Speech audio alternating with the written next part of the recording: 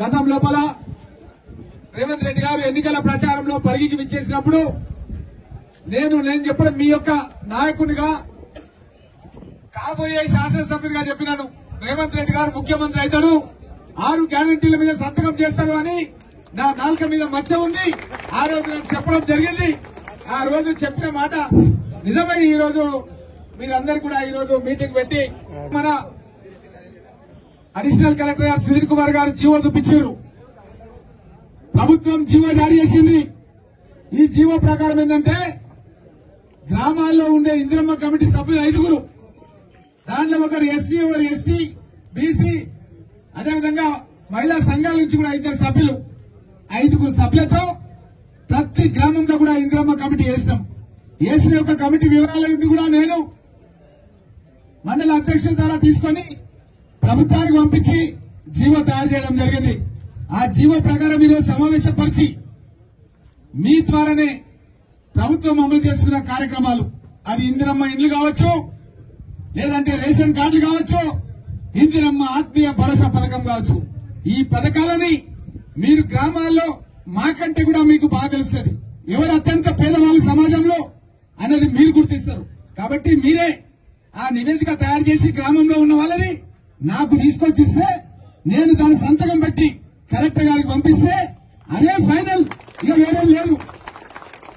అది చెప్పడానికే ఈరోజు మీటింగ్ పెట్టినాం ఇక్కడ అన్న విషయాన్ని మీకు అందరు కూడా తెలియజేస్తూ, ఈ కార్యక్రమం లోపల మన అడిషనల్ కలెక్టర్ గారు అంటే లోకల్ పార్టీస్ అన్ని కూడా, అది మున్సిపాలిటీ కావచ్చు, లేకపోతే మండల పరిషత్ కావచ్చు, గ్రామ పంచాయతీలు కావచ్చు, దానికి మొత్తం కూడా మన వికారాబాద్ జిల్లాకు బాధ్యత వహిస్తున్నటువంటి అడిషనల్ కలెక్టర్ గారు మరియు తను సీఓగా కూడా మన వికారాబాద్ జిల్లా పరిషత్ సీఓగా కూడా ఉన్నారు. రేపు కొత్త జిల్లా పరిషత్ ఏర్పడినప్పుడు కూడా తను సీఓగా బాధ్యతలు వహించబోతున్నారన్న విషయాన్ని కూడా తెలియజేస్తూ వారికి స్వాగతం తెలియజేస్తూ, అదేవిధంగా మన శ్రీనివాస్ గారు ఇందిరమ్మ ఆత్మీయ భరోసా అంటే మీకు తెలుసు, ఎవరికైతే పేదవాళ్లకు భూమి లేదో వాళ్ళందరికీ కూడా మనము 12,000 రూపాయలు సంవత్సరానికి ఇచ్చే విధంగా మొట్టమొదటిసారిగా దేశంలో ఎక్కడ లేని విధంగా మన తెలంగాణ రాష్ట్రంలోనే గౌరవ ముఖ్యమంత్రి రేవంత్ రెడ్డి గారు నిర్ణయం తీసుకున్నారు.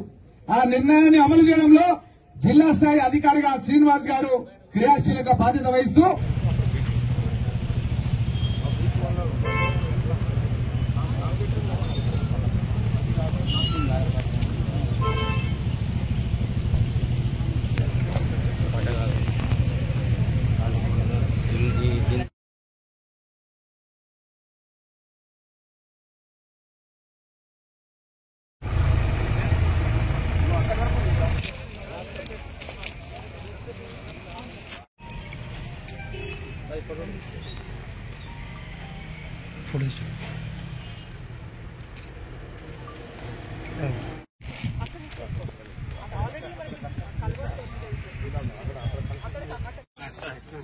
పరిగి నుంచి వికారాబాద్ వరకు నస్కల్ బ్రిడ్జ్ దగ్గర ఇప్పుడు మాట్లాడుతున్నాం. ఇదే బ్రిడ్జ్ దగ్గర వచ్చి నేను గతంలో హామీ ఇవ్వడం జరిగింది. కాంగ్రెస్ పార్టీ అధికారంలోకి వస్తే ఈ బ్రిడ్జ్ నిర్మాణం 120 కోట్ల రూపాయలతో పూర్తి చేస్తానని హామీ ఇవ్వడం జరిగింది. చెప్పిన మాట ప్రకారం ఏడాది తిరగక ముందే ఈ యొక్క పనులు ప్రారంభించిన 1 ఇయర్ లోపల ఈ 4 లేన్ల రహదారి 120 కోట్ల రూపాయలతో పరిగి నుంచి వికారాబాద్ వరకు పూర్తి చేయడం జరుగుతుంది. అట్లనే పరిగి నుంచి షాద్నగర్ వరకు కూడా 120 కోట్ల రూపాయలతో 4 లేన్ల రహదారి పూర్తి చేయడం జరుగుతుంది. ఇంకోటి మన గడ్సింగాపూర్ నుంచి రంగారెడ్డి బారి వరకు 100 కోట్ల రూపాయలతో 340 కోట్లతో ఈ రోజు అన్ని కూడా శంకుస్థాపన కార్యక్రమాలు స్టార్ట్ చేస్తున్నందుకు చాలా సంతోషంగా ఉంది. 20 కోట్ల రూపాయలతో పూర్తి చేస్తానని హామీ ఇవ్వడం జరిగింది.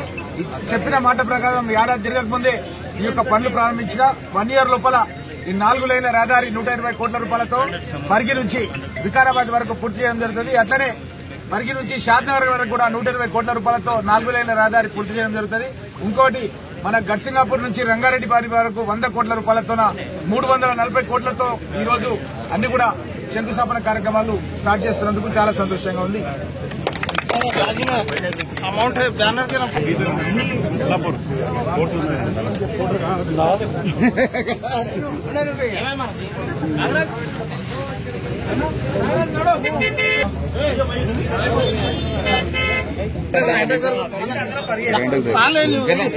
అరే వీడియో తీయాలి కదా, మనకి ఉండాలి కదా.